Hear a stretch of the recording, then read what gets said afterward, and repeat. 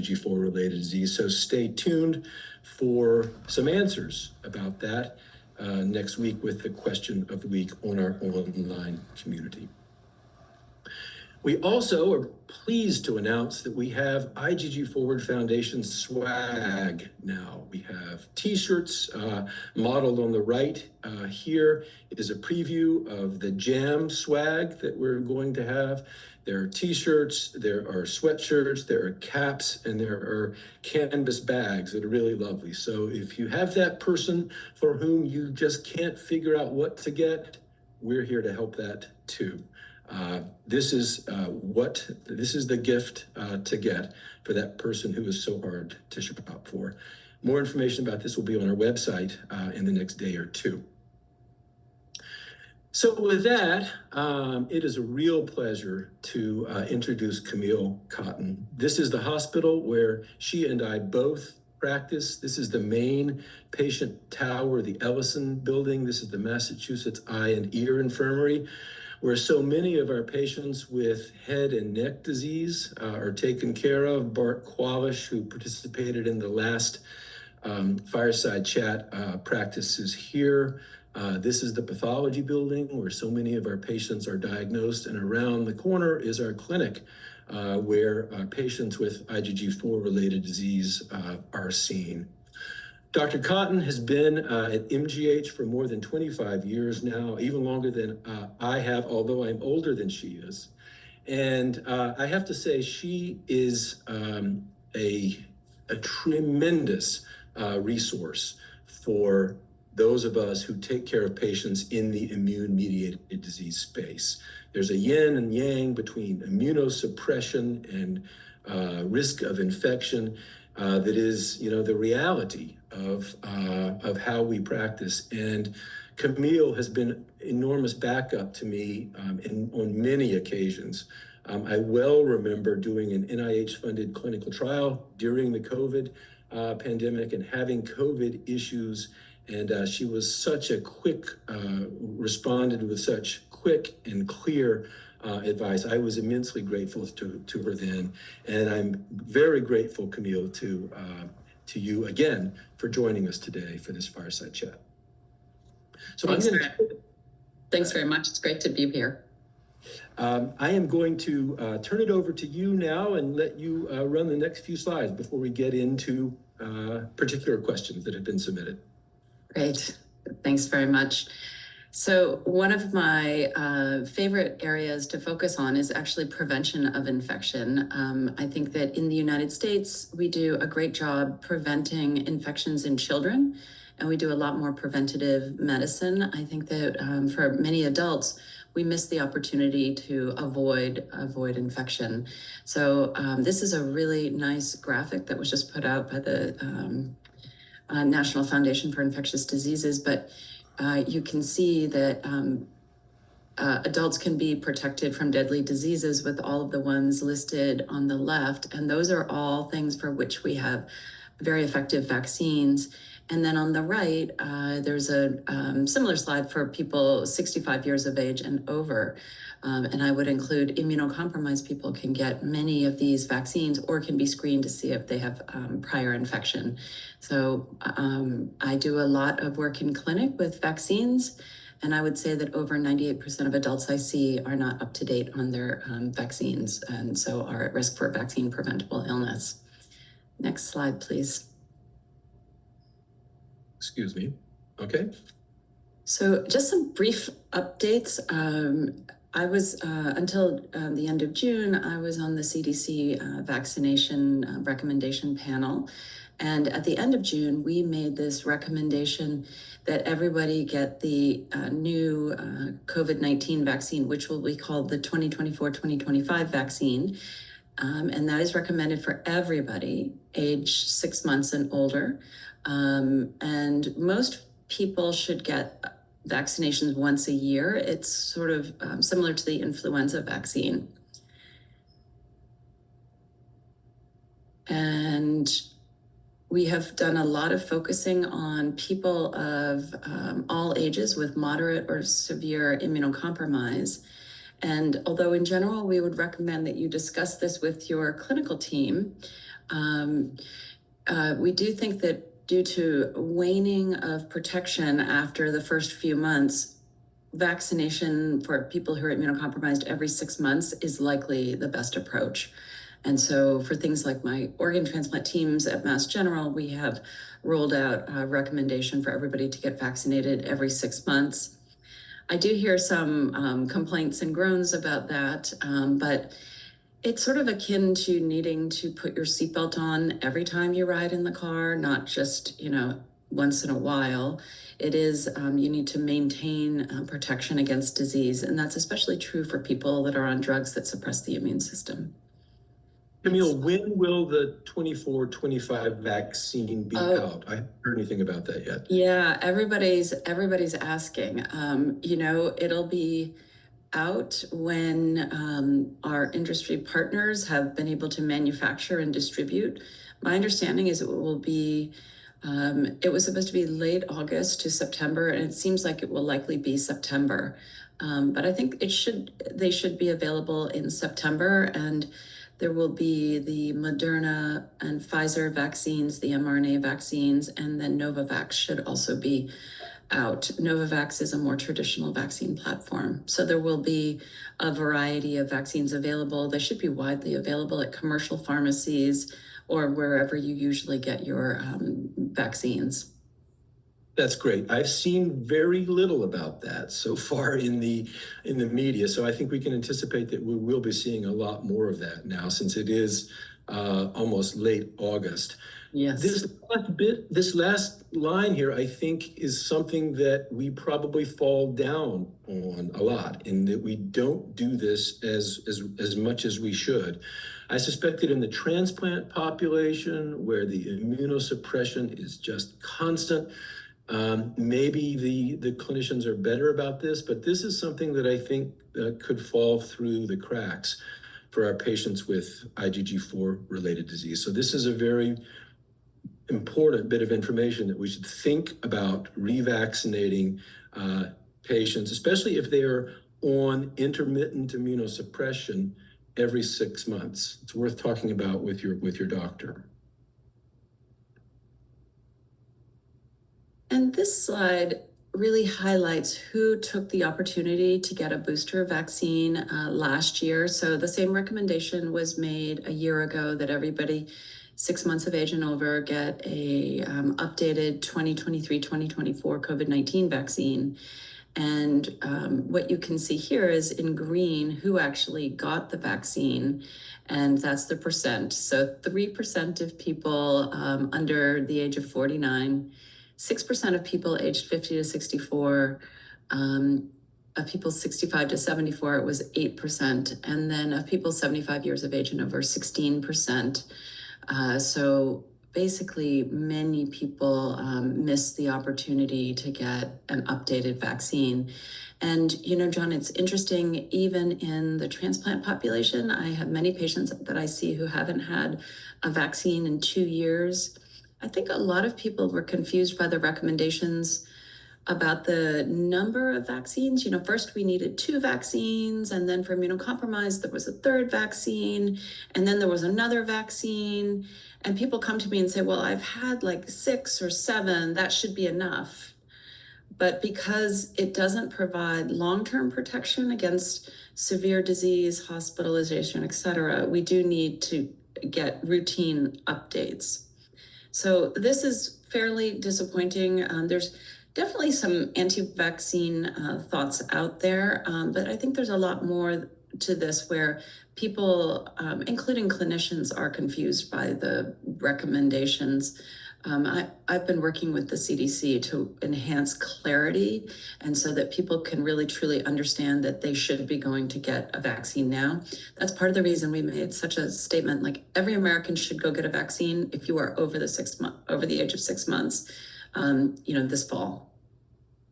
So tell me if I am looking at this the right way. So this is for individuals aged 18 to 49. Mm-hmm. These were the people who were hospitalized with COVID infections. Mm-hmm. And out of that, 78% of them had not been vaccinated. Right. Right. Only 3% who had been vaccinated were among those hospitalized. So younger people don't get vaccination as much as older people. Vaccines are a little bit less effective in older people. Nevertheless, among the older group, older than 75, out of people who had been hospitalized with COVID, 48% of them hadn't been vaccinated, and Mm. only 16% had. Right. Yes. So I mean, the message of this is that you can still get sick, you can still be hospitalized if you've had a vaccination, but you're much more likely to be hospitalized if you have not had a vaccination. Right. And then there is a major problem of people not getting vaccinated. And I think it's because, as you mentioned, there's been a lot of confusion about this. It was new for the world, a lot of information that seemed to be changing all the time, and people have gotten tired of vaccinations. But it's important to keep on our list for health maintenance. I find this data really, really striking. Yes. So some of the major themes about optimally vaccinating people, especially people on agents that suppress the immune system, treatments that suppress the immune system, whenever possible, we should try to give people vaccines during periods of lower immunosuppression. So if somebody, say, comes into the hospital with a new autoimmune disease or a new diagnosis and is getting high dose prednisone or some other treatment that really suppresses the immune system, that's not the best time to vaccinate them. So sometimes people inadvertently get vaccinated, or maybe they were vaccinated 2 days before they came into the hospital. There actually is leeway in the CDC guidelines to repeat vaccination if it was inadvertently given during times that the immune system was being severely suppressed. And then we definitely have a recommendation to avoid vaccination right after B-cell depletion. And by B-cell depletion, I mean agents that specifically focus on B cells, things like rituximab or ocrelizumab or anti-CD19 or anti-CD20 agents, which are usually given often every 4 to 6 months. So the goal would be to sort of delay vaccination until such time as they would be likely to have a better immune response. That being said, if we see people who are fully unvaccinated, like not vaccinated at all, it might be worth vaccinating them even in the setting of immunosuppression, but knowing you would repeat those vaccines later on to give them at least a little bit of protection rather than none at all. So along those lines, is it correct to think that if you've gotten a vaccine, you might get a little bit of protection, even if you have just undergone B-cell depletion, or even if you're on immunosuppression, and giving it then is likely better than not giving it at all? If someone has zero protection, no vaccine and no history of recent illness, it's probably better to give something rather than nothing at all, because a little bit of protection might be helpful. But yeah. I would say hopefully at this point, many people have received vaccine, although I do see especially younger people who haven't received vaccine. It's been very confusing. There's a lot of anti-vaccine messaging out there, which is really medically incorrect and really quite dangerous and very concerning to me as a clinician.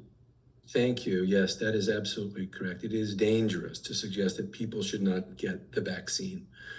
And this part that we have put in red here is really, really important. And that's why we've put it in red. Try to avoid vaccination right after B-cell depletion, or try maybe to word it better than that. Try to plan vaccination so you get vaccination before B-cell depletion. You're likely to have a much better response to the vaccine.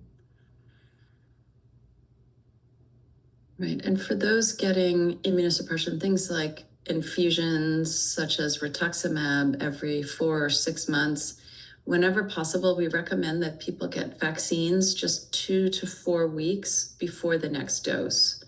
So I have many people getting rituximab every 6 months. And so we give a vaccine 1 month before a dose, and then again 6 months later, 1 month before the next dose, and sort of set up a routine schedule like that, in that as the anti-B cell effect wanes just before the next dose, that's a window of opportunity to optimize vaccine response. Terrific. And then what about boosters? Yeah, so we do know that people on immunosuppression, whatever the immunosuppression might be, tend to have shorter protection, a shorter term of protection from vaccination. So we do recommend giving additional doses of vaccine a little earlier. A good example would be getting the COVID vaccine every 6 months rather than every year. And then, revaccinating people just more frequently, and not many adults, especially younger adults, might have sustained longer term protection from vaccination, but we know that older adults who actually have immunosuppression in the form of age, in that our immune system ages and isn't as robust as we head into our 70s and 80s, they could benefit by revaccination and boosters, and so could people on immunosuppression. Great. And then we do have a question later on about this, but I thought it would be good to include this here about following antibody titers. What do you recommend as far as that goes? Yeah, there's been so much out there and so much messaging, and it's been really confusing. In general, we don't have, so we can measure antibody titers, so that's the level of antibody in your blood, but it doesn't necessarily correlate with protection. We often don't know, say for COVID-19, what the threshold is that would provide robust protection against disease. We often use antibody titers, let's say for things like measles. You know, if I'm wondering if I am protected against measles, I could have a measles antibody checked, and then it's either positive or negative. But there are very few instances in which we have robust knowledge, like really strong knowledge and understanding about what antibody titers mean.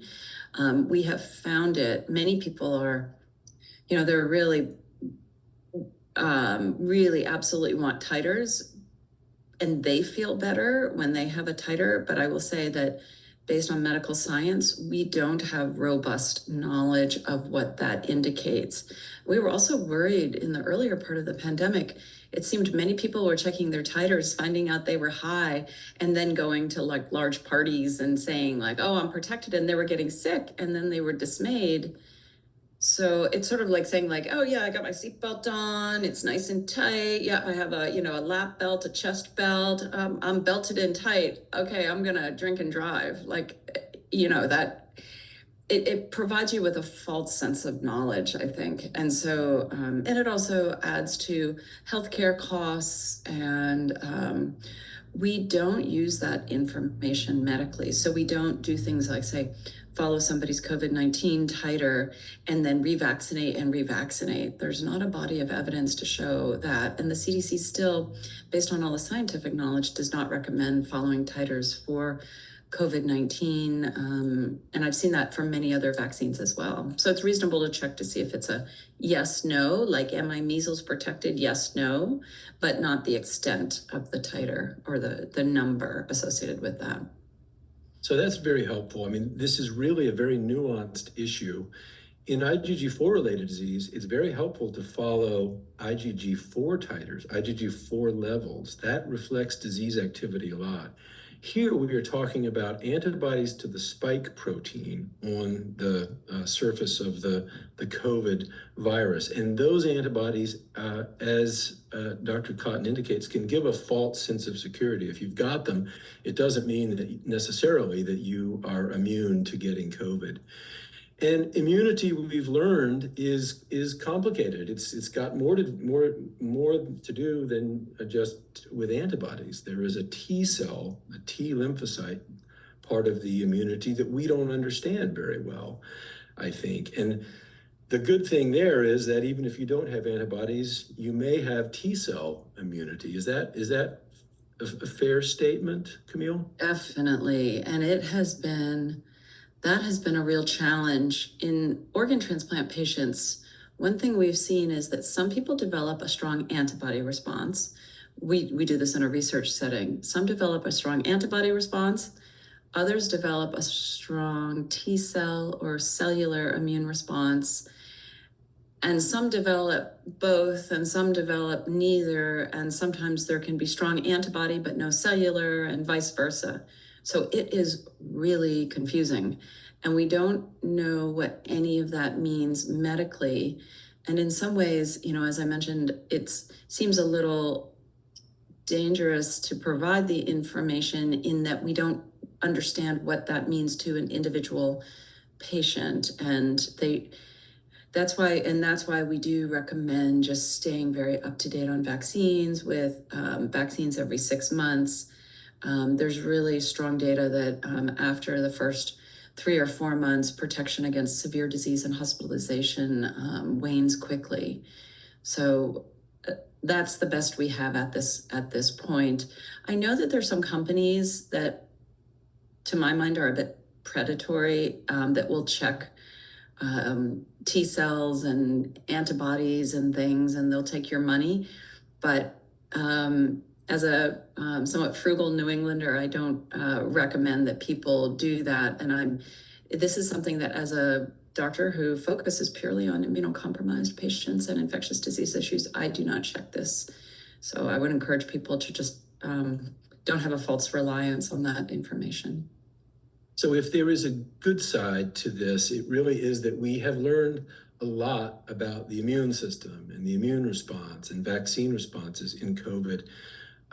Just as we learned a lot about immunology during the HIV epidemic starting in the 1980s. And now we've just gotten a booster of our knowledge about how the immune system works. And that's going to pay off in developing future therapies and better vaccines in the future.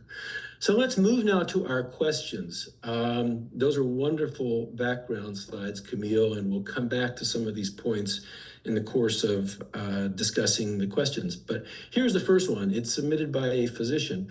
My patient is desperate to travel, but I have mostly curtailed it except for medical reasons.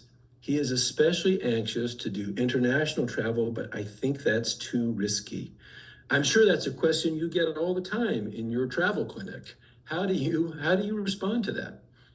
Yes, this is a great question. This is one of my favorites. I have a special interest in immunocompromised people traveling, and actually help write the CDC guidelines in what's called the CDC Yellow Book, which is our travel medicine handbook.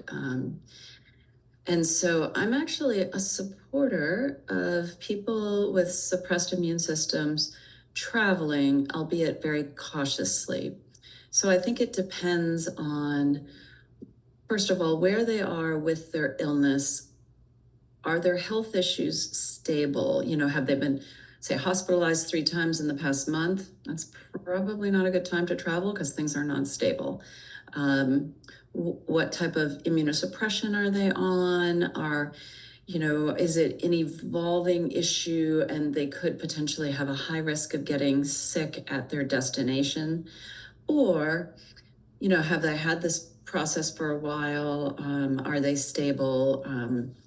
For me, much of the work I do would be like a kidney transplant patient who's 5 years out, everything's stable medications, everything's been good, no issues.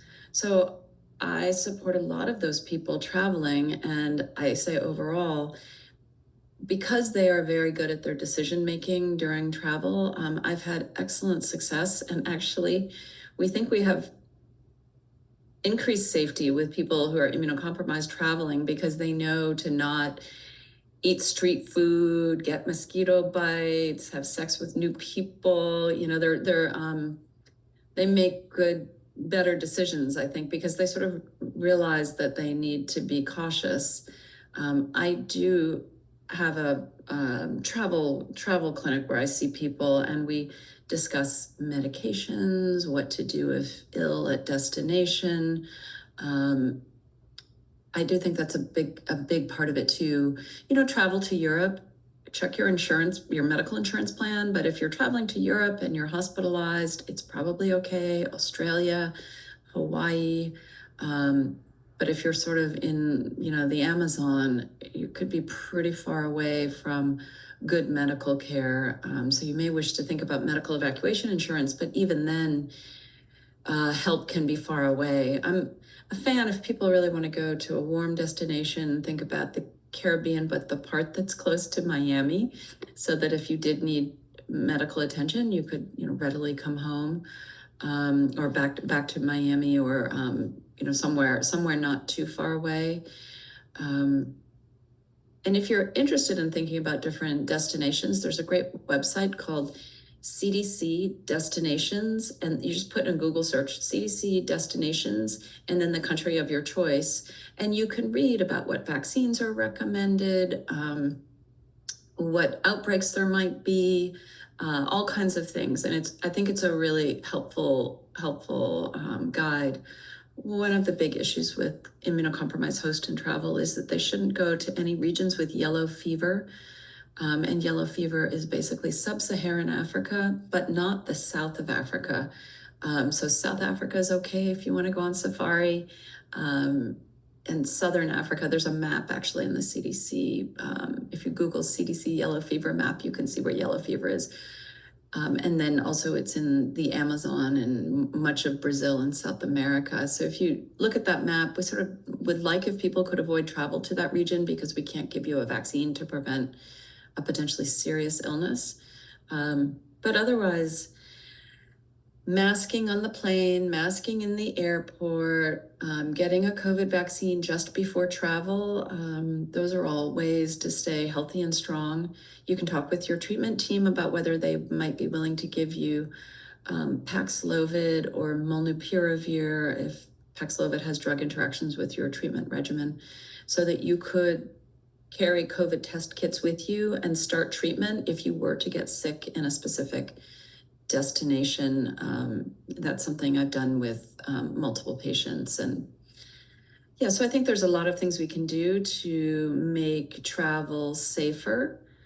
We're 4.5 years into this pandemic at this point. So as long as people's health status is stable, I do think it's reasonable to consider travel, and as long as they themselves are willing to accept some risk. Very encouraging, and I'm really glad that you brought up the Paxlovid question, because I was gonna ask, but thank you for addressing that. It's safe to say it's wise to consult with an expert in a travel clinic before undertaking this, but very encouraging that you don't discourage it altogether. I think people will be delighted to hear that. Let's shift the focus now. We'll come back to COVID, but not forgetting about another very important infectious disease that many of us already harbor in our bodies. What are your recommendations about the shingles vaccine? And maybe you could just remind our viewers exactly what shingles is. Yeah, so shingles is the chicken pox that many of us had as children. So chickenpox goes into our bodies and basically becomes latent or dormant, or is sleeping in our bodies. It doesn't leave our bodies. And then it can reactivate and come out as shingles, which is often in a stripe somewhere on the body. It can be quite painful. Numbers that people don't usually know about are that 1 in every 3 Americans gets shingles at some point in their lifetime. And for people who have suppressed immune systems, it's closer to 50%. So very high risk overall of getting shingles. There have been 2 shingles vaccines developed. The first one was called Zostavax, and it was a live virus. So that one was a one-time dose, and it was not recommended for people who have suppressed immune systems because it was a live virus. It's basically the chickenpox virus that was a little tweaked so that it would act as a virus, not cause disease, but it could cause disease in immunocompromised people. But it has not been on the market for over 5 years in the United States because it got sort of blown out of the water by the new Shingrix vaccine. So Shingrix is a recombinant protein, totally safe for immunocompromised. For older adults, it is 97% protective for close to 20 years. So much better than the old one. If you had Zostavax, you still should get Shingrix. Shingrix is recommended for non-immunocompromised, 50 years of age and over. I've had 2 doses. My husband, John, I hope you've had yours. I have indeed.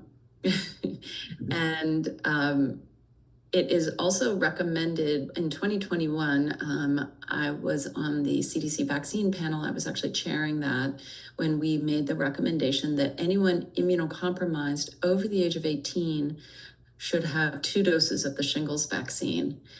And I will say, for me, it's been an amazing game changer. I used to see so much shingles. Shingles was my, in medicine, we call it our bread and butter, our usual diagnosis. I would see it multiple times a week. People would have long-term pain. It's almost like a burn or like a nerve burn on the skin. It was so sad because I just saw so much of it. And sometimes immunocompromised people can get total body shingles. Once or twice a year, I'd see people that would get brain disease called encephalitis from it. So it was really bad. And then now with vaccine, I'm really not seeing much shingles. Unfortunately, I'm still seeing shingles in people who did not get the vaccine. So I'm really sad about that. One of the issues is when you go to the pharmacy, and I think, this shingles for people who have Medicare Part D, Shingrix is covered and should be free if you have Medicare Part D, which is about 50 million Americans. And then it should be covered by many other private health insurances as well. If you're over the age of 50, it seems it's readily covered. You can march into CVS or Walgreens, wherever, commercial pharmacy of your choice, or go to your primary care doctor. If you're under the age of 50, but immunocompromised or going to become immunocompromised, you need to highlight that to the pharmacist. And I think by now, many of them are aware of the CDC recommendation, not all of them though. So some will say, now you're under 50, you can't have it. So there is information from the CDC website that just not every pharmacist is aware of, but it should be available, should be covered. And when I say it's for people who are immune compromised, again, we would want you to get this during a period of low immunosuppression. In general, it's recommended that it be 2 doses, 2 to 6 months apart. If it needs to be a little longer to avoid periods of more intense immune suppression, that's okay. And there is sometimes a window of opportunity where people might be starting on immune suppression, but insurance hasn't approved, or there's a little time before they get their first infusion. And if that's going to be at least several weeks, that can be a time to get your first shingles vaccine or an updated COVID vaccine. So hopefully that's helpful. Oh, and by the way, you could get multiple vaccines at once. Initially, the CDC made a recommendation to get a COVID vaccine on its own so that it wasn't confusing as far as safety data. But at this point, we feel very comfortable with people getting multiple vaccines at once. And even if you can only get one vaccine before your immunosuppression starts, and then another one on immunosuppression, that's okay as well. But I would say this is a really great opportunity to protect yourself against a disease for which you have a 50% lifetime risk. A friend of mine had this recently, and despite being on immunosuppression, she had not been vaccinated. And she had months of painful neuropathy following it. So this is a great preventive step to take. So you anticipated the next question already. Can patients get more than one vaccine on the same day? The immune system is very smart, and it can sort out the things that it's supposed to make responses to and deal with more than, it can multitask. So yes, you can get more than one on the same day, as Dr. Cotton has just indicated. Now, how often should I get the COVID vaccine? Yeah. One thing I'll say about getting vaccines, multiple vaccines on the same day, you might have more, you might feel a little more poorly the next day. Like you might feel a little more tired or have more pain in your arms or whatever. So it's a bit of personal preference. And so some people say, I have some of my hardcore New Englanders, yeah, give it to me all at once. And that's fine. And then I talked to, I think it was my dad said, I'm retired. I'll just go to CVS once a week. I like going to CVS and getting a little outing. Okay, that's good too, personal preference. But medically, either way is safe, but a personal preference.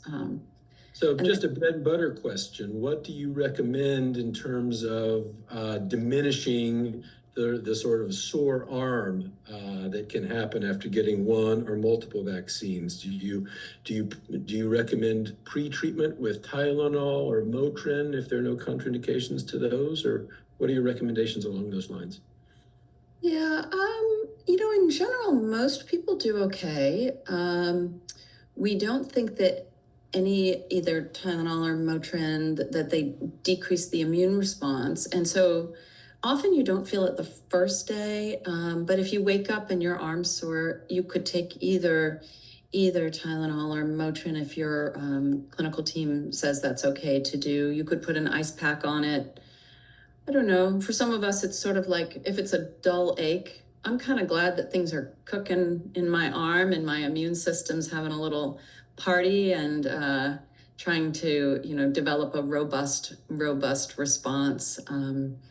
I do hear a lot of people saying like, oh, I don't want to get vaccines because I don't want to get, whatever vaccine because I'm going to feel poorly. And, for example, the shingles vaccine, John, as you just mentioned about your friend, I mean, it's sort of like I'd rather have minor discomfort than major disease. And so I think we kind of need to think about our mindset a vaccine, feeling the vaccine. I often get my COVID vaccines on a Friday night if I'm not working Saturday, so that, if I do feel kind of punky on Saturday, I can take a nap. I have a good reason to take a nap that day. So, but you can pre-medicate or medicate as needed or put an ice pack on it or something like that. That shouldn't alter anything. Great. So for this one, I think we've already addressed it. How often should I get the COVID vaccine? Most people should get it every year with the new vaccine that comes out. And for people who are immunocompromised, they should maybe get it every 6 months. Is that a fair summary? Yes. Talk with your clinical team. This is guidance on this. There's a great CDC website. If you Google CDC COVID vaccine immunocompromised, and there's a lot of fine print there that not all clinicians are aware of, but that's definitely our summary.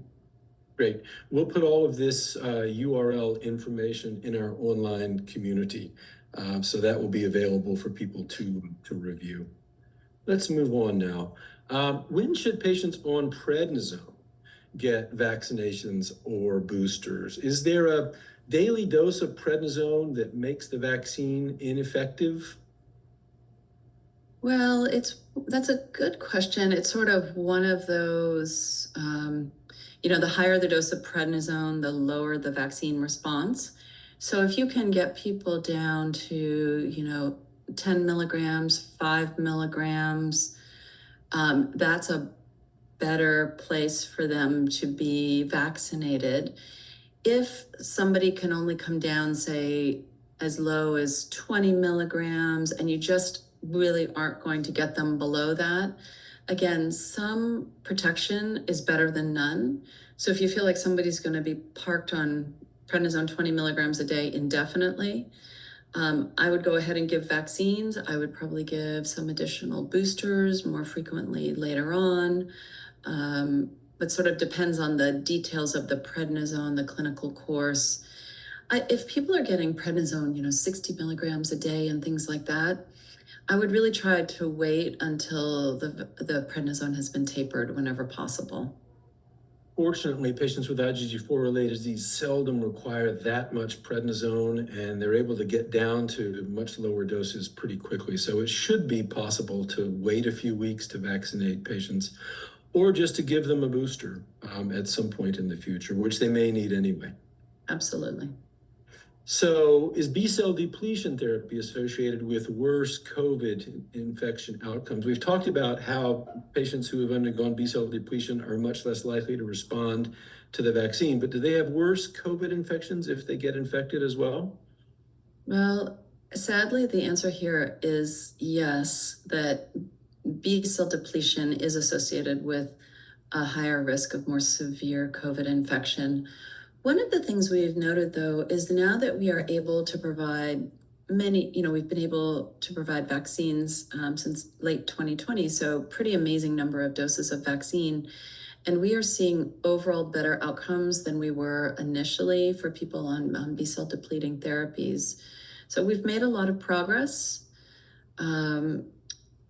especially for people who were not yet on B-cell depleting therapies. So for people that received vaccine and then several years later went on to rituximab or other similar therapies, they have better protection because they were vaccinated before they started treatment.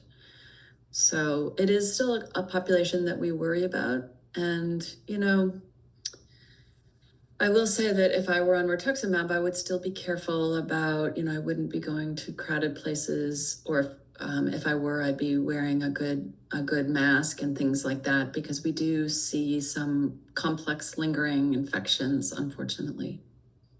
So that is very important because many patients with IgG4 related disease are getting B-cell depletion, at least intermittently. And so what I'm hearing you're saying is that if patients are, and maybe doing a little bit of my own interpretation, if patients are within several months, maybe even up to 6 months of rituximab, say, they need to be careful. They need to avoid going to crowded places. They should wear masks if they go to restaurants, etc. Is that correct? Yes. I wanted to be very, very, very clear about that. It's helpful to give clear guidance. There's a lot of uncertainty about this, and people feel well after they get treated, but they're still at risk for complications of COVID. So it's important to be careful. Yeah, I would say be careful, but also live life. There's so much outdoor dining, picnicking. You can be clever and creative. There is a lot of COVID out there now across the country. We've seen pretty significant rates. We had 1,000 deaths last week due to COVID-19. And I know nobody really wants to talk about it or acknowledge it. But so I would be both cautious, but I also would live life. Go to the grocery store, wear a mask. Personally, I like wearing a mask in the grocery store so I don't have to talk to anybody or just doing my own thing. You get through the grocery store a little quicker. We can still protect ourselves, protect our loved ones, but I don't want people really hiding under a rock, the way we were in the beginning of the pandemic, because we do have good treatments. We do have a lot of vaccines. So optimize vaccination, wear a mask, be careful, but do live life to the fullest as much as possible at this point. Okay, remember that point too. Take that one home as well. We've talked about this one already. Should patients on B-cell depletion get vaccinations or boosters? So I think we won't revisit that one. Let's move on. But here are some points I think that you wanted to emphasize, Camille, about some CDC recommendations for people on B-cell depleting therapies. So maybe you could just go through this too. Right. So for people who are getting B-cell depleting therapies on a regular basis, every 4 to 6 months or yearly or whatever your regimen is, it is recommended that they get the COVID vaccines roughly 4 weeks before the next scheduled therapy. Sometimes it ends up, I previously had said 2 weeks, it's sort of 2 weeks to 4 weeks, but it's somewhere in that window of opportunity. It takes at least 2 weeks to develop a robust immune response, but we're hoping to do it just as the treatment effect wanes in any given individual. And again, right. And revaccination. Right. And revaccination should be considered for people Oh, sometimes they just got a vaccine in the middle of high dose immunosuppression, and so they should get another dose of vaccine. And there's actually if your clinician says to you, "Oh no, I'm not authorized," or "I can't give you another dose," there is wiggle room written into the CDC guidance, which I actually helped. I knew that I needed, John and I needed that wiggle room to really be able to treat our patients well. And so I made sure that we had the ability to give an additional dose. So, say you go into the hospital and you just had a COVID vaccine, and then you're just starting on high dose prednisone or azathioprine or mycophenolate, rituximab, whatever it might be, you could get another dose, say 2 or 3 months later, depending on when they've tapered your immune suppression, and then probably go with vaccines about every 6 months after that. Great. The vaccines won't wear off. Your body's not going to get used to it and stop responding. So I think that's important to remember. So is immunosuppression a risk factor for long COVID? So here's another issue that we really haven't talked about, but it is a big issue on people's minds. Are people who are immunosuppressed more likely to develop long COVID? Do we know? Yeah, sadly, yes, this is definitely a possibility. This is why I think that any immunocompromised patient who gets COVID should be treated. It is pretty clear to us that treatment decreases the risk of long COVID. So if you get COVID, I think if you're immune compromised, or even if you have other illnesses or any health issues, or if you're a little on the older side, I think you should be treated. I think many people should be treated, and we are really missing the opportunity to treat people. I hear frequently, "Well, it's not that bad yet." That is the window of opportunity to start treatment. And so we have had a few cases that I have seen recently where somebody calls the primary care office or whatever, and they say, "No, you're not sick enough, you don't need treatment." And then the person gets rapidly worse. And it's sort of like a lot of infections are like a fire. If it's a little smoldering flame, pretty easy to put out, right? Just throw some water on it, you're good. If it's a fully engulfed, big fire, a lot harder to put out. And so if you are immune compromised and testing positive, I don't want to give medical advice, but I would strongly suggest that you talk with your treatment team and ask for either intravenous remdesivir, although that's much harder to organize these days. A lot of the clinics we had for intravenous remdesivir have shut down, and so it can be hard to obtain, especially depending on where you live. Can definitely be hard to obtain. If you can't get that, the next choice would be Paxlovid, although Paxlovid can have a lot of drug interactions, so not all of our patients can get that. And then the next choice would be molnupiravir, which is widely available and doesn't have drug interactions. Because of the patient population that I take care of, I end up giving a lot of molnupiravir, and I think given early for mild disease, both Paxlovid and molnupiravir are helpful. I hear a lot about rebound infection, and everybody says like, "Oh, the Paxlovid made me have rebound." Not so much. So viral infections alone often rebound. Remember when you had, in the good old days, when you had a cold and, you'd have a cold and you'd be feeling like most colds would 75% of colds get better after a week. And then sometimes you'd be feeling better and then the cold would seem to come back. Well, that's rebound. And that's what we see with viruses, whether you treat them or not. So, and some people were saying, actually, even clinicians were saying, "I don't want to give treatment because it'll cause rebound," but that's like really incorrect thinking.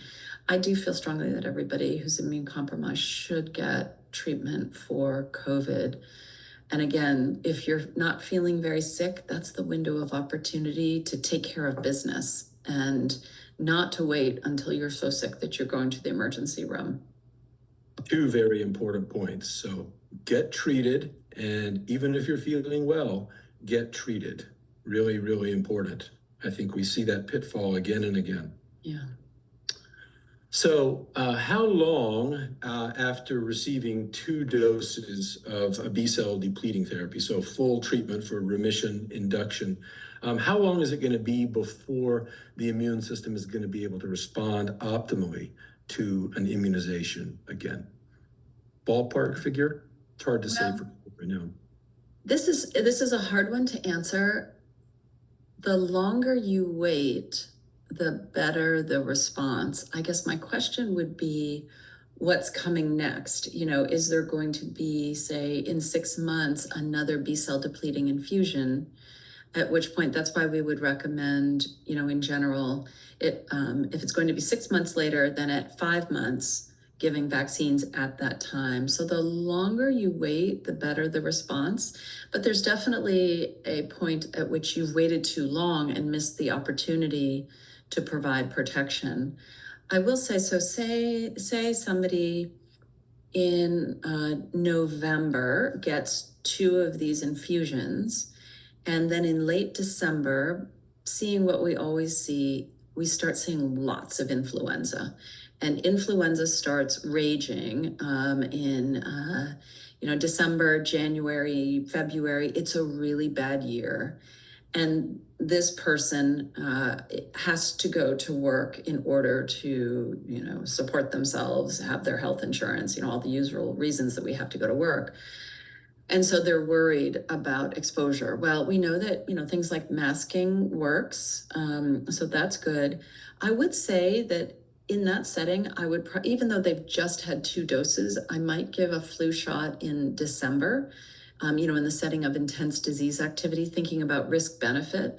And then I would probably try to revaccinate them again with another influenza vaccine, say in like February, which is something that we do, you know, in high risk situations. So that would be unusual to get 2 doses of flu vaccine, but definitely something that we do in many vulnerable populations. Thank you for that. So along those lines, is it reasonable to skip the flu shot this year? Had them the past several years, reasonable to skip it? You know, John, I was thinking, like, I haven't really used the seatbelt in my car. Like, I haven't been in a car accident like in a long time. So yeah, I just went out with a pair of scissors. I cut the seatbelt out of my car. I don't need that thing, right? I get it. All right, get the flu shot. Yeah, so actually, the flu shot's pretty, people think it's like, there's a lot of discussion about the new COVID vaccine, but actually every year we have a new flu shot. And so I would, you know, just like COVID, stay up to date on your flu shot. I think every American should get a flu shot every year. We do even have, there was a child that died in my community several years ago of influenza. I mean, this is a bad disease. It's one of the top killers of Americans in any given year. So I would definitely get a flu shot every year, because you want the newest and latest and greatest and, you know, really well tolerated. Yeah, so I would. I know people feel like they've had a lot of protection, and there is fatigue about vaccines, and I can appreciate that, which is why you either go one day and just get all loaded up or spread it out, unless that causes vaccine fatigue. It's important to hear definitive answers, so that's what we have heard. Thank you. Has any relationship been identified between the onset or worsening of IgG4-related disease or any autoimmune disease and COVID-19 infection? And I'm going to take the first stab at this one. When I saw this question, I did a literature search again, and I found this really interesting paper, which was published in the Lancet journals just about a year ago, in August of 2023. It was from China. And these investigators asked the question, is there an increased risk of autoimmune disease following COVID-19? And is vaccination potentially protective?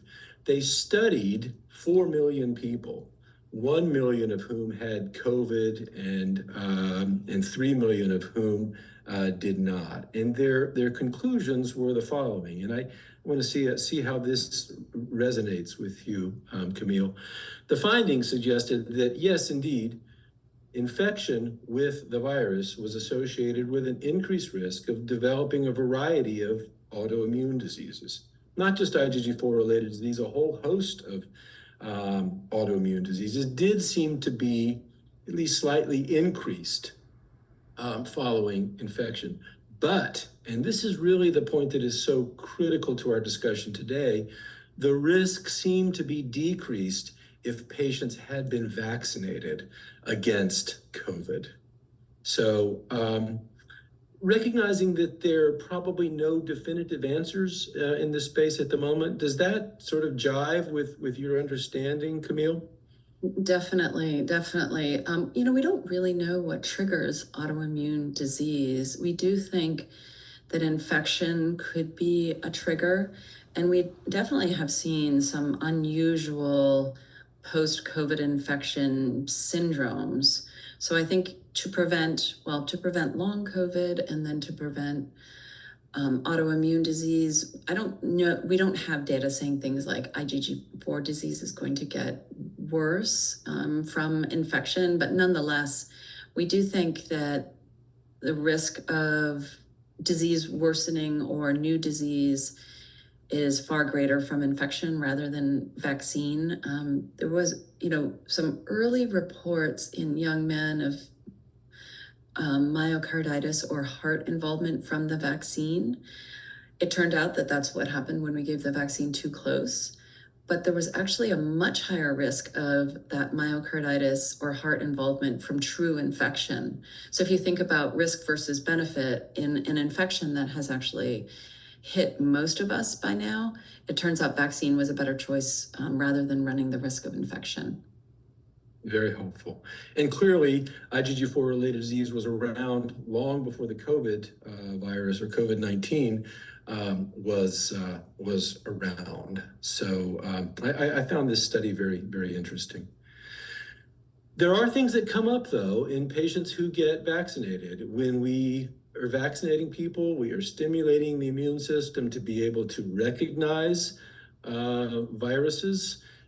So it's not surprising that sometimes evidence of autoimmunity emerges. And here's a patient who says, once again, I've developed neuropathies after getting a flu vaccination. Sounds like it's happened before. Can we discuss this and other trade-offs with vaccinating before suppressing the immune system with rituximab and other infusions as treatments? So it's sort of a complicated question. How would you approach this? I'm sure you hear this.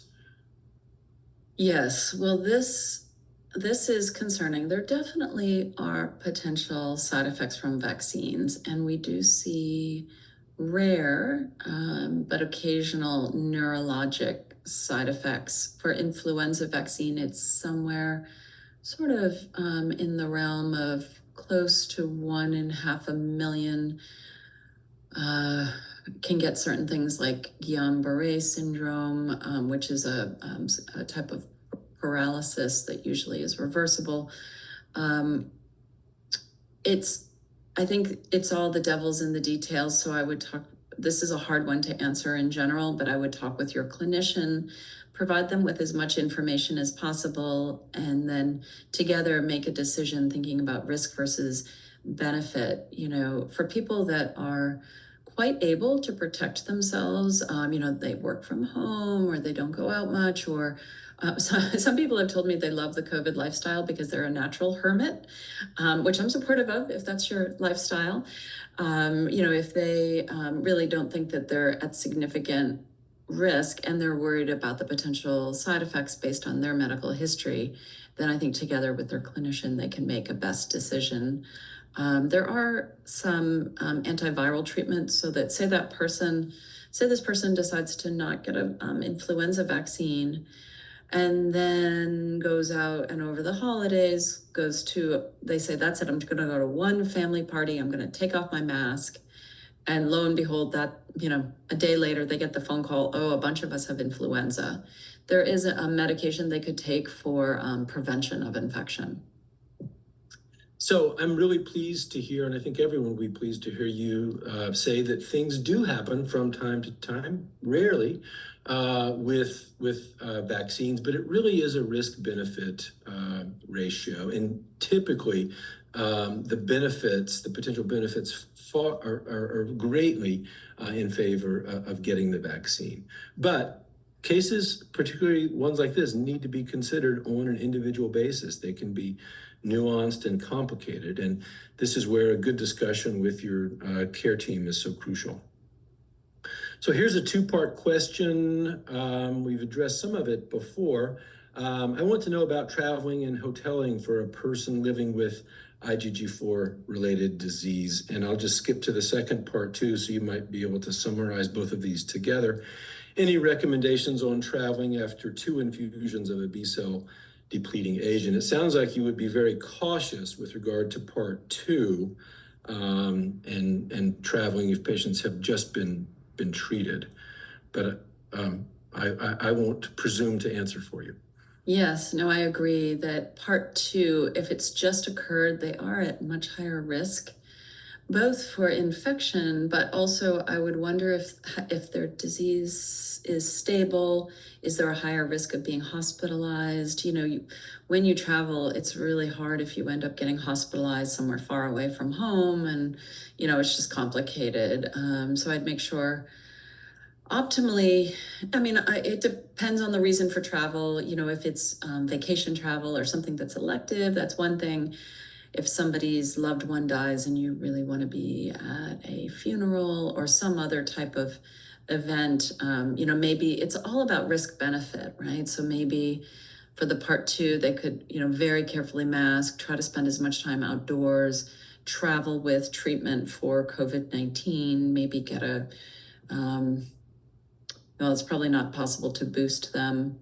For the first one, it depends on what treatments they're getting. In general, I'm quite comfortable with like hotel rooms. I'm less comfortable with hotel lobbies and then elevators, but wear a mask when you're traveling through the lobbies, hand sanitizer, and then if they're doing airplane travel, mask in the airports and airplane and whatnot. Personal car travel might be better than public transport. But sort of the same answer, what I said before about traveling is definitely reasonable to think about. Depends on sort of the details. But I do think travel is an important part of life. So it's impossible to eliminate risk in this regard entirely, but it is possible to minimize it by taking good measures and important. I'm glad you reminded people about hand sanitizer and masking. Don't be shy about wearing a mask. Okay, I've heard of IgG4 related disease of IgG4 being elevated after repeated mRNA vaccinations. Any insight into this? Let me take the first stab at this one too, Camille. This is something that we discuss a lot. IgG4 related disease, we're really confident now, is not caused by IgG4. The IgG4 elevation is a response to another primary immune reaction that is going on, and we believe that the IgG4 is actually trying to suppress that primary immune response. We know that IgG4 goes up in patients, in individuals who get stung by bees. We think the role there is to try to prevent anaphylaxis. And it really is a normal, expected response to see a rise in IgG4 following a vaccination. So I would not view that as being in any way problematic. I don't know whether that's something that you have encountered, Camille. It's something that I've encountered because I take care of patients with IgG4 related disease. Sure. From my standpoint, this is not a concern. Do you have a reason to think differently? No, I would definitely agree with you. We know that, IgGs go up after vaccination, so part of that's just a normal response. I guess there is a bit of a question about whether people should get Novavax or mRNA vaccination. Novavax is the more traditional vaccine platform. Here's the next question. There it is. I knew it was coming. Yeah. And so I don't think that we have data for specifically looking at IgG4 related disease as to which vaccine is better. We do equally recommend Novavax and mRNA vaccines as far as the CDC perspective and then the immunocompromised host perspective. We don't have data saying that one is superior to the other. And I know some people tell me they love to get all the same vaccine. They're like, I'm Moderna. And okay, but I'm actually a mix and match. I don't know. They did some research on this. We initially thought that maybe if you did different vaccines, you'd get maybe more robust response because you'd have picked different, I don't know, somehow it would provide better protection. That hasn't really been shown to be true, but I do think that it's reasonable. You can get all matchy is what I call it, or you can get a more, a soup of different vaccines. I think both are appropriate. So if you wanted to switch now to Novavax, that's okay. Novavax is has not been as widely available.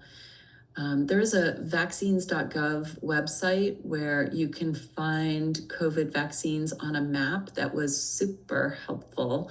It's not going to be updated yet for the 2024-2025 vaccine, but that might be helpful if you specifically want to find one vaccine over another. Great, thank you. So there's several more questions I'd love to get through if people can hang on just a little bit longer. This is really important. Could you comment on COVID treatment options for this fall and winter? There are some new kids on the block. And you've given some information. You've talked about several of these already. In particular, the first one, Pemgarda. So this is the new Evusheld. Is that the way? Yeah. That's a good way to think of it. It is so it's a monoclonal antibody to prevent COVID-19. It is not recommended to be used in place of vaccination unless someone has a severe, reaction to vaccination. It is fairly expensive in that the wholesale price is $5,600 plus infusion costs, which could be significant. So if you are interested in this, check with your insurance company. It's also very hard to come by because we are no longer staffing these infusion centers, and it's a 1-hour infusion plus 2 hours of monitoring because there's a low but significant risk of anaphylaxis. I will tell you that this could be quite useful, especially for the people that are maybe haven't had vaccination and are getting higher doses of, say, anti-CD20 or anti-B cell therapies. But in general, we have not given much of this at Mass General. And if you want to try to seek this out, many patients have had to make a lot of phone calls to try to figure out where to get this done. It's just not been widely available, unfortunately. That's unfortunate. Evusheld was very widely available at the time, and we were treating patients prophylactically with that to try to prevent infections. But that's not the case now with Pemgarda. It's only being used in a sort of post-exposure kind of setting. Is that right? Well, it should be preventative, like even before exposure, but really hard to get your hands on. So I think because we've had so many vaccines at this point, we see less of a need for it compared to when we were using Evusheld. Evusheld was also easy. You just did those injections and then they sat in the waiting room for a little bit and then they could skedaddle. So this is a lot of infusion time and the monitoring. So this is something that we have not been able to readily administer at Mass General. The hospital's always chock full of people needing treatment. So But I've heard that in Maine and Vermont and some other places, people were able to get it, and it was covered by insurance. I believe that this is covered if you have Medicare Part D. Well, when this comes up, it's always an urgent situation, and people are usually desperate, and they want to be treated regardless of whether they think their insurance will pay for it or not. So we'll have to see how this space evolves as the fall and winter go on. So if treated with Paxlovid, how soon after Paxlovid can B-cell depletion be scheduled? Or is that even an issue? And then the second part of that question is, how soon after B-cell depletion treatment can Paxlovid be given? Is it an issue? Can we use these therapies sort of regardless of the relationship to each other? Well, there's no drug interaction, so they could be given at the same time. For part one, if treated with Paxlovid, so that means that somebody has active disease, I would make sure that their active COVID-19 has fully resolved, that they're much better. Like I wouldn't give 5 days of Paxlovid and then immediately give B-cell depletion on day 6. I would make sure that all of their symptoms are better, they're stable. Often it's about 2 weeks, and then you could do the B-cell depletion. Of course, that's an individual, if somebody's really suffering, then maybe they need to give it sooner. So I don't want to give inappropriate medical guidance, but in general, probably waiting about 2 weeks after Paxlovid treatment. And sometimes that might mean that the anti-B-cell therapy might be delayed a week or two. And in general, that's actually okay, but you should discuss with your clinician.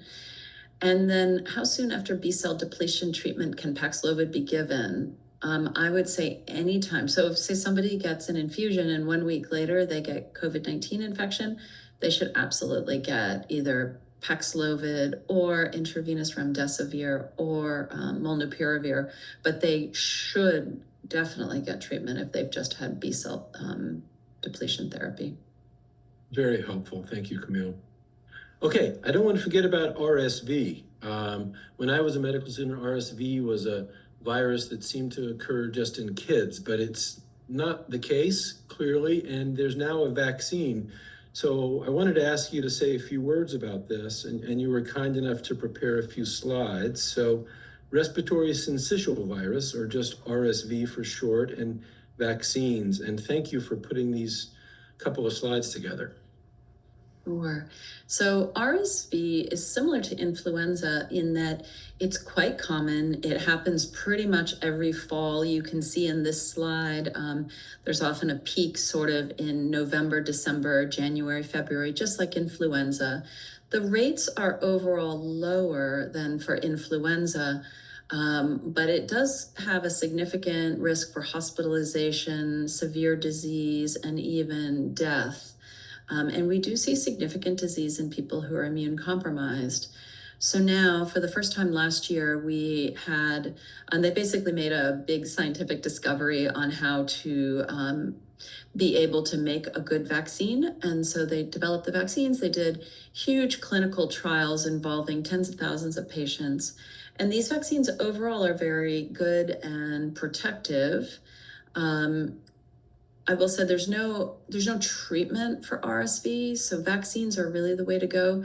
We do have treatments for influenza, we have treatments for COVID-19, but we don't have good treatment for RSV. So there is, we just published our updated guidance, and RSV vaccines are recommended for everybody 75 years of age and over. And I would say that's a really strong recommendation where it can prevent severe disease. And I hear a lot of people say, well, my mom's really healthy at 80. But honestly, everybody over the age of 75 and over can really benefit from this. If your mom's really healthy at 80, keep her disease free, and she might even be doing better than ever. So this is a good vaccine for older folks. And then it's for people 60 to 74 at increased risk for severe RSV disease, especially people on immunosuppression, as you can see there. Some people on this call might also fall into some of these other risk categories. But basically anyone 60 to 74 with one of those risks should receive a single dose of RSV vaccine. We're not doing repeat doses at this time. We are doing a single dose of RSV. And there's both a Pfizer and GSK vaccine that are recombinant proteins. And then just this fall, we have Moderna is out with an mRNA vaccine for RSV. I have seen tens of thousands of people get these vaccines in clinical trials. I'm very comfortable with the safety data, and I do think it's a great way to prevent one of the most common reasons for hospitalizations, especially in older adults. And John, you're exactly right. It is the number one reason that infants are rehospitalized after birth is RSV infection. So we have great data preventing this in pregnant people and newborns. And it's been a game changer in the last season. And we can do much better by people 60 years of age and over. It is not yet approved for, not yet recommended for people under the age of 60. It is approved by the FDA for people 50 to 59, but not yet recommended. So it might be available to you, but you might have to pay about $400 for it. And is this a once in a lifetime thing, or will it be an annual vaccination? For now, it's a great question. For now, it's once in a lifetime, but because it's a new vaccine and we're waiting on additional data, that recommendation may change. One of the concerns with this vaccine is we're not seeing a lot of booster effect. This is one that I probably would not get if I just had like high dose B cell depleting therapy. I might wait until things were more optimized because it is a one-time vaccine. And yes, we're not seeing the booster effect we were hoping we would see, but that is definitely a work in progress. And there's a lot of research underway. I know some people have been frustrated by the CDC changing guidance over time, but literally we are changing guidance to make things better as we get more medical information. So. Very helpful. Watch this space. No doubt that it will change, but it's great to have a vaccine against this virus now. Oh, great. And you did have something about cost as well. You may have already gone over this. Yeah, it should be covered by people in Medicare Part D, and then many private insurances should be covering this, but just be aware to maybe ask what the price is before you get the vaccine. Okay, great. So one more really sort of naughty question. I had facial edema after the second dose of an mRNA COVID vaccine. Then I had 3 boosters with another mRNA vaccine without problems. But last December, I developed idiopathic edema of my lower face twice, extending towards my throat. Both events responded well to steroids. Can I take any vaccine safely?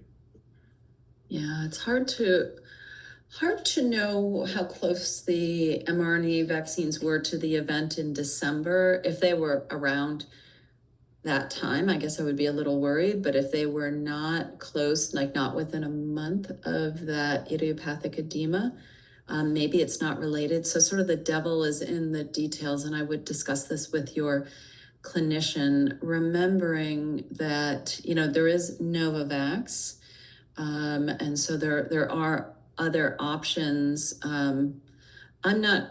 This isn't strongly signaling that all vaccines are risky. And I do think it's one of those risk-benefit discussions to have with your clinician. It might be a situation in which a consultation with an allergist is useful because, as you point out, maybe it's not related to the vaccines, not directly. Yes, that's a great idea. These kinds of issues do come up frequently.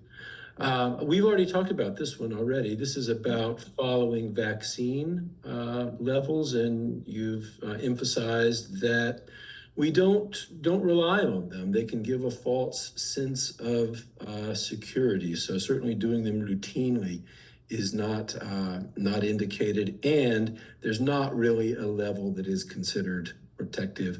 Immunity is a little bit more complicated than just an antibody level in this sense. Let's see, what do we advise? And I think we have one more after this one. What do you advise about being around relatives who've gotten COVID? Well, so I guess if they're in the household, I would be very cautious if they have active COVID. So, that's sort of within the first 10 days, assuming they're not immune compromised. I would sort of, honestly, I would be very strict for 10 days. I would probably live in the house with them. I would mask. I've certainly done this in my own household plenty. You mask and make sure you have good hand hygiene. But I don't know that anyone, unless you're living in a really small space, I don't know that anyone needs to move out. But I think, and also if both parties mask. So if it's, say, you and your partner, and the partner has COVID, I would have the partner mask, you mask. And then I think I would sleep in separate rooms. I would try to spend as much time as possible in separate rooms, maybe have some fans running or the window open or just air movement. But that really should be okay. If you're going to eat a meal together, so you have to take off your mask, maybe try to do it outside. I think at one point we had a dinner where we had two children very far away in the dining room, and we were very, very far away in the living room. And there was kind of some yelling back and forth, but they had COVID, we didn't have COVID, and so we still had dinner. It was pretty okay. An unusual family dinner, but a dinner for the COVID era. No one got COVID. No one more got COVID. None of the rest of us got COVID.